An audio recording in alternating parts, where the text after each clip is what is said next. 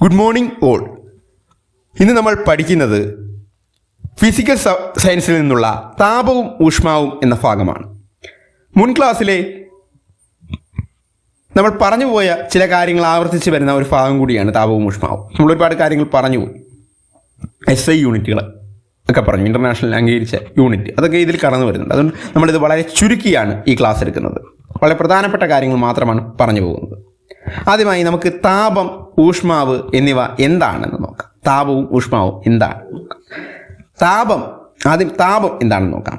ഒരു പദാർത്ഥത്തിലെ തന്മാത്രകളുടെ ആകെ ഗതികോർജ്ജത്തിൻ്റെ, അതിലാണെങ്കിൽ തന്മാത്രകൾ എത്ര തന്മാത്രകളുണ്ട്, ആ തന്മാത്രകളുടെ ഗതികോർജ്ജത്തിൻ്റെ ചലിക്കുന്നതിൻ്റെ അളവാണ് താപം. അതിൻ്റെ ഗതികോർജ്ജത്തിൻ്റെ അളവാണ് താപം എന്ന് പറയുന്നത്. ഒരു നിർവചനമായിട്ട് പറയാം. താപവും ഒരു ഊർജ്ജമാണ്. മറ്റുള്ള ഊർജ്ജങ്ങൾ പോലെ, മറ്റുള്ള ഊർജ്ജങ്ങൾ പറഞ്ഞ പോലെ താപവും ഒരു ഊർജ്ജമാണ്. താപം ഒരു ഊർജ്ജമാണെന്ന് കണ്ടെത്തിയത് ജെയിംസ് പ്രിസ്കോട്ട് ജൂൾ ആണ്. ജെയിംസ് പ്രിസ്കോട്ട് ജൂൾ, അദ്ദേഹത്തിൻ്റെ പേരിനോടൊപ്പം ജൂൾ മറക്കരുത്. താപം അളക്കുന്ന 2 യൂണിറ്റുകൾ നമുക്ക് പറയാം. ഒന്ന് ജൂളും ഒന്ന് കലോറിയും. Joule ജൂളിൽ നിന്നെടുത്താണ് joule. അപ്പോൾ താപത്തിൻ്റെ അംഗീകൃത SI യൂണിറ്റ് നമ്മൾ മുൻ ക്ലാസ്സിൽ പറഞ്ഞിരുന്നു. SI യൂണിറ്റ് എന്നത് ജൂളാണ്. കലോറി എന്നത് 1 ഗ്രാം ജലത്തിൻ്റെ ഊഷ്മാവ് 1 ഡിഗ്രി സെൽഷ്യസ് വർദ്ധിപ്പിക്കുന്നതിന് ആവശ്യമായ താപത്തിൻ്റെ അളവാണ്. അത് മനസ്സിലാക്കിയിരിക്കുക. അപ്പോൾ അതൊക്കെയാണ് പ്രധാന കാര്യങ്ങൾ. SI യൂണിറ്റ് ജൂളാണ്. താപം ഒരു ഊർജ്ജമാണെന്ന് കണ്ടെത്തിയത് ജെയിംസ് പ്രിസ്കോട്ട് ജൂളാണ്. ഇനി താപത്തെക്കുറിച്ചുള്ള പഠനം നമ്മൾ പറഞ്ഞില്ല. താപത്തെക്കുറിച്ചുള്ള പഠനം എന്ന് പറയുന്നത് തെർമോഡൈനാമിക്സ് ആണ്. താപത്തെക്കുറിച്ചുള്ള പഠനമാണ് തെർമോഡൈനാമിക്സ്. ഇനി നമുക്ക് ഊഷ്മാവിനെ കുറിച്ച് നോക്കാം. ഊഷ്മാവ് എന്ന് പറയുമ്പോൾ ഒരു വസ്തുവിലെ താപത്തിൻ്റെ അളവ്, എത്രത്തോളം താപം അതിനുണ്ട് എന്നുള്ളത് അളവാണ് ഊഷ്മാവ് എന്ന് പറയുന്നത്. എത്രത്തോളം താപം ഉണ്ടെന്നുള്ളത്. താപനില നമുക്ക് പറയാം. താപനില. ഊഷ്മാവ് സാധാരണയായി നമ്മൾ കണ്ടെത്തുന്നത് ഡിഗ്രി സെൽഷ്യസിലാണ്, അല്ലെങ്കിൽ സെൽഷ്യസ് സ്കെയിലിലാണ് നമ്മൾ സാധാരണയായി ഊഷ്മാവ് പറയുന്നത്.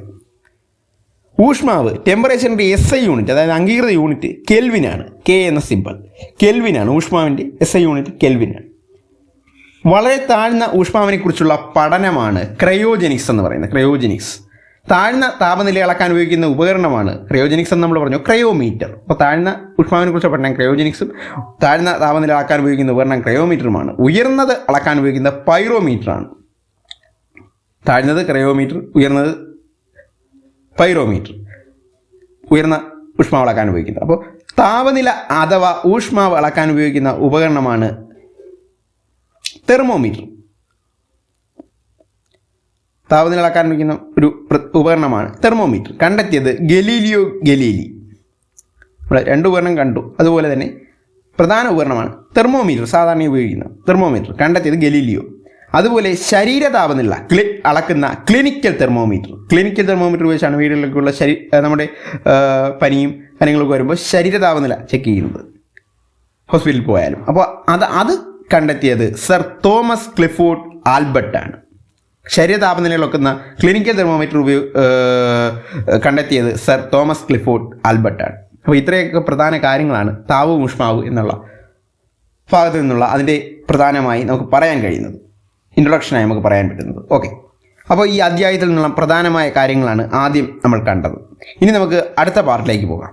എന്താണ് താപവും ഊഷ്മാവും, അതുമായി ബന്ധപ്പെട്ട മറ്റ് കാര്യങ്ങൾ എന്തൊക്കെയാണ് എന്നൊക്കെ നോക്കാം. അങ്ങോട്ടേക്ക് പോകാം. ഓക്കെ, ഒരു പദാർത്ഥത്തിലെ താപനില 1 ഡിഗ്രി സെൽഷ്യസ് ഉയർത്തുന്നതിന് ആവശ്യമായ താപമാണ് താപധാരിത, ഹീറ്റ് കപ്പാസിറ്റി എന്നറിയപ്പെടുന്നത്. ഒരു പദാർത്ഥത്തിലെ താപനില 1 ഡിഗ്രി സെൽഷ്യസ് ഉയർത്തുന്നതിന് ആവശ്യമായ അതിൻ്റെ താപമാണ് താപധാരിത, ഹീറ്റ് കപ്പാസിറ്റി. എത്രത്തോളം താപമുണ്ട് ഒരു പദാർത്ഥത്തിൽ, എന്തെങ്കിലും ഒരു പദാർത്ഥത്തിൻ്റെ താപനില 1 ഡിഗ്രി സെൽഷ്യസ്, അതിൽ നിന്ന് 1 ഡിഗ്രി സെൽഷ്യസ് ഉയർത്തുന്നതിന് ആവശ്യമായ താപമാണ് താപധാരിത, ഹീറ്റ് കപ്പാസിറ്റി എന്ന് പറയുന്നത്. അതുപോലെ 1 കിലോഗ്രാം പദാർത്ഥത്തിൻ്റെ താപനില 1 ഡിഗ്രി സെൽഷ്യസ് വർദ്ധിപ്പിക്കുന്നതിന് ആവശ്യമായ താപത്തിൻ്റെ അളവാണ് ആ പദാർത്ഥത്തിൻ്റെ വിശിഷ്ട താപധാരിത, സ്പെസിഫിക് ഹീറ്റ് കപ്പാസിറ്റി എന്ന് പറയുന്നത്. 1 കിലോഗ്രാം പദാർത്ഥത്തിൻ്റെ താപനില 1 ഡിഗ്രി സെൽഷ്യസ് വർദ്ധിപ്പിക്കുന്നതിന് ആവശ്യമായ താപത്തിൻ്റെ അളവാണ് ആ പദാർത്ഥത്തിൻ്റെ വിശിഷ്ട താപധാരിത എന്ന് പറയുന്നത്. താപധാരിത കണ്ടു, വിശിഷ്ട താപധാരിത കണ്ടു. ഇനി നമുക്ക് വിശിഷ്ട താപധാരിത യൂണിറ്റാണ് കാണിച്ചിരിക്കുന്നത്.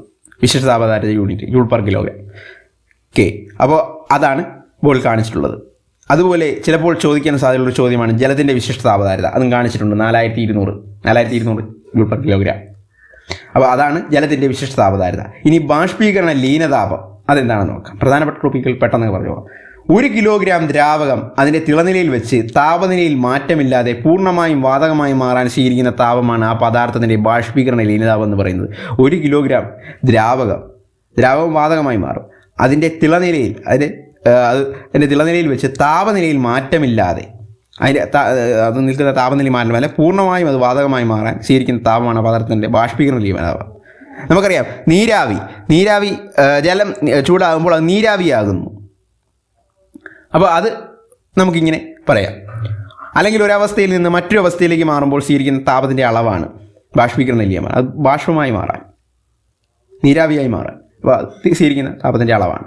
ഓക്കെ, എന്തെങ്കിലും ഒരു വസ്തുവല്ല 1 കിലോഗ്രാം ദ്രാവകം, അതായത് ജലം നമുക്കെടുക്കാം.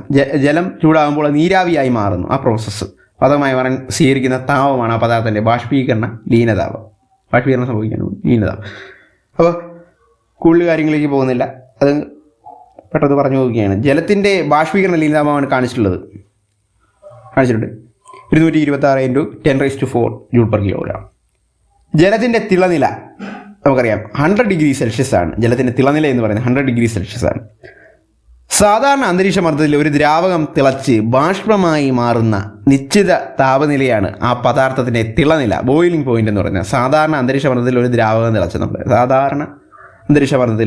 തിളച്ച് അത് ബാഷ്പമായി മാറുന്ന നിശ്ചിത താപനിലയുണ്ട്. ആ പദാർത്ഥത്തിൻ്റെ തിളനിലയാണ് ആ പദാർത്ഥത്തിൻ്റെ തിളനില എന്ന് പറയുന്നത്. നിശ്ചിത താപനിലയാണ് ആ പദാർത്ഥത്തിൻ്റെ തിളനില. ജലത്തിൻ്റെ തിളനില എന്ന് പറയുന്നത് 100 ഡിഗ്രി സെൽഷ്യസ് ആണ് തിളയ്ക്കാനെടുക്കുന്ന സമയം. അപ്പോൾ അത് ബാഷ്പീകരിക്കാൻ എടുക്കുന്ന ടൈം. അപ്പോൾ തിളച്ച വെള്ളം കൊണ്ടുള്ള പൊള്ളലിനേക്കാൾ അപകടകരമാണ് നീരാവി കൊണ്ടുള്ള പൊള്ളൽ എന്ന് പറയുന്നതിന് കാരണം ജലബാഷ്പം തണുത്ത് വെള്ളമാകുമ്പോൾ കൂടുതൽ താപം പുറത്തുവിടുന്നതിനാണ്. അപ്പോൾ തിളച്ച വെള്ളം കൊണ്ടുള്ള പൊള്ളലിനേക്കാൾ അപകടമാണ് നീരാവി കൊണ്ടുള്ള പൊള്ളൽ. അപ്പോൾ ജലം തിളച്ച് നീരാവി വെളിയിൽ വിടുമ്പോൾ കൂടുതൽ താപം പുറത്തുവിടും. അതുപോലെ തന്നെ ജലബാഷ്പം തണുത്ത് വെള്ളമാകുമ്പോൾ കൂടുതൽ താപം പുറത്തുവിടുന്നു. ജലബാഷ്പം പുറത്തേക്ക് വരുമ്പോൾ അത് തണുത്ത് വെള്ളമായി തീരുന്നു വീണ്ടും മുകളിലേക്ക് പോകുമ്പോൾ. അപ്പോൾ അത് കൂടുതൽ ഹീറ്റ് വെളിയിലേക്ക് വിടുന്നു. അതാണ് ആ പൊള്ളലിന് കാരണമാകുന്നത്. തിളച്ച വെള്ളം കൊണ്ടുള്ള പൊള്ളലിനേക്കാൾ അപകടകരമായി അത് മാറുന്നത്. ഓക്കെ, മർദ്ദം കൂടിയാൽ തിളനിലയും കൂടുന്നു എന്നുകൂടി അറിയണം. മർദ്ദം കൂടുമ്പോൾ അതിൻ്റെ തിളനിലയും കൂടുന്നു. അതുപോലെ ഖരം, ദ്രാവകം, വാതകം എന്നീ അവസ്ഥകളിൽ തന്മാത്രകൾ കൂടുതൽ ഗതികോർജ്ജമുള്ളത് വാതകാവസ്ഥയിൽ. നമ്മൾ മുൻ ക്ലാസ്സിൽ പറഞ്ഞു തന്നു, വാതകാവസ്ഥയിലാണ് ചലന സ്വാതന്ത്ര്യമുള്ളത്. മർദ്ദം കൂടുമ്പോൾ തിളനിലയും കൂടുന്നു. അതുപോലെ പറഞ്ഞു ജലബാഷ്പം തണുത്ത് മുകളിലേക്ക് വെള്ളമാകുമ്പോൾ കൂടുതൽ താപം അത് പുറത്തേക്ക് വിടുന്നു ആ ബാഷ്പീകരിക്കാൻ എടുക്കുന്ന സമയത്ത്, ബാഷ്പമായി മാറാൻ എടുക്കുന്ന ടൈമിൽ. അപ്പോൾ അതാണ് നമുക്ക് കൂടുതൽ പൊള്ളലേക്കാൻ കാരണം. സാധാരണ അന്തരീക്ഷ മർദ്ദത്തിൽ ഒരു ഖരവസ്തു ദ്രാവകമാകുന്ന താപനിലയാണ് ആ വസ്തുവിൻ്റെ ദ്രവണാങ്കം, മെൽറ്റിംഗ് പോയിന്റ്. അതും പ്രധാനമാണ്. ഒരു സാധാരണ അന്തരീക്ഷ മർദ്ദത്തിൽ ഒരു ഖരവസ്തു എന്തെങ്കിലും വസ്തു അത് ദ്രാവകമാകുന്ന താപനിലയാണ് ആ വസ്തുവിൻ്റെ ദ്രവണാങ്കം എന്ന് പറയുന്നത്. വാതകമല്ല, ദ്രാവകമായി മാറുന്നു. അങ്ങനെയുള്ള വസ്തുക്കൾ നോക്കിയാൽ നമുക്കറിയാം. സാധാരണ അന്തരീക്ഷ മർദ്ദത്തിൽ ഒരു എന്തെങ്കിലും ഒരു ഖരവസ്തു ദ്രാവകമാകുന്ന താപനിലയാണ് ആ വസ്തുവിൻ്റെ ദ്രവണാങ്കം. ഐസ് തന്നെ ഉദാഹരണമായിട്ട് ദ്രവണാങ്കം, ഐസിൻ്റെ ദ്രവണാങ്കം എന്നൊക്കെ പറയാം. അപ്പോൾ ദ്രവണാങ്കം കൂടിയതും കുറഞ്ഞതും ഒക്കെ ഉണ്ട്. അതിലേക്കൊന്നും നമ്മളിപ്പോൾ പോകുന്നില്ല. ദ്രവണാങ്കം കുറഞ്ഞ ഖരവസ്തുക്കളും കൂടിയതുമൊക്കെ ഉണ്ട്. ഐസിൻ്റെ ദ്രവണാങ്കം 0 ഡിഗ്രി സെൽഷ്യസ് ആണ്. അപ്പോൾ ഐസിൻ്റെ ദ്രവണാങ്കം എന്ന് പറയുന്നത്, മെൽറ്റിംഗ് പോയിന്റ് എന്ന് പറയുന്നത് 0 ഡിഗ്രി സെൽഷ്യസ് ആണ്. ജലം ഐസാകുന്നതും ഈ താപനിലയിലാണ്. ജലം ഐസാകാൻ എടുക്കുന്നതും ഈ താപനില 0 ഡിഗ്രി സെൽഷ്യസിലാണ് ജലം ഐസാകുന്നത്. ഐസിൻ്റെ ദ്രവീകരണ ലീനതാപമാണ് കാണിച്ചിരിക്കുന്നത് 125 × 10⁻³ ജൂൾ പെർ കിലോഗ്രാം. അപ്പോൾ അതൊക്കെയാണ് അവിടെ പ്രധാനമായി പറയാൻ കഴിയുന്നത്. ഇനി സാധാരണ താപനിലയിൽ ദ്രാവകോപരിതലത്തിൽ നിന്ന് തന്മാത്രകൾ സ്വതന്ത്രമാവുകയും ദ്രാവകം വാതകാവസ്ഥയിലേക്ക് മാറുകയും ചെയ്യുന്ന പ്രതിഭാസമാണ് ബാഷ്പീകരണം. സാധാരണ താപനിലയിൽ ദ്രാവകോപരിതലത്തിൽ നിന്ന് തന്മാത്രകൾ സ്വതന്ത്രമാവുകയും ആ ദ്രാവകത്തിൻ്റെ ഉപരിതലത്തിൽ നിന്ന് തന്മാത്രകൾ സ്വതന്ത്രമാവുകയും ദ്രാവകം വാതകാവസ്ഥയിലേക്ക് മാറുകയും ചെയ്യുന്ന പ്രശ്നം നമ്മൾ പറഞ്ഞു ബാഷ്പീകരണം സംഭവിക്കുന്നു. മുകളിലേക്ക് പോകുമ്പോൾ ബാഷ്പീകരണം സംഭവിക്കുന്നു. മൺകുടങ്ങളിലും മറ്റും ജലം കൂടുതൽ തണുത്തിരിക്കുന്ന അനുഭവപ്പെടാൻ കാരണം ബാഷ്പീകരണമാണ്. അപ്പോൾ സാധാരണ താപനിലയിൽ തന്നെ അതിൻ്റെ ദ്രാവകോപരിതലത്തിൽ നിന്ന് തന്മാത്രകൾ സ്വതന്ത്രമായി വെളിയിലേക്ക് പോവുകയും ദ്രാവകം വാതകാവസ്ഥയിലേക്ക് മാറുകയും ചെയ്യുന്ന പ്രതിഭാസമാണ് ബാഷ്പീകരണം. നമ്മൾ മൺകുളത്തിലൊക്കെ സെർച്ച് ചെയ്യുകയാണെങ്കിൽ സൈഡിലെല്ലാം ജലത്തുള്ളികൾ കാണാം. അപ്പോൾ അങ്ങനെ ബാഷ്പീകരണം സംഭവിക്കുന്ന കാരണമാണ്.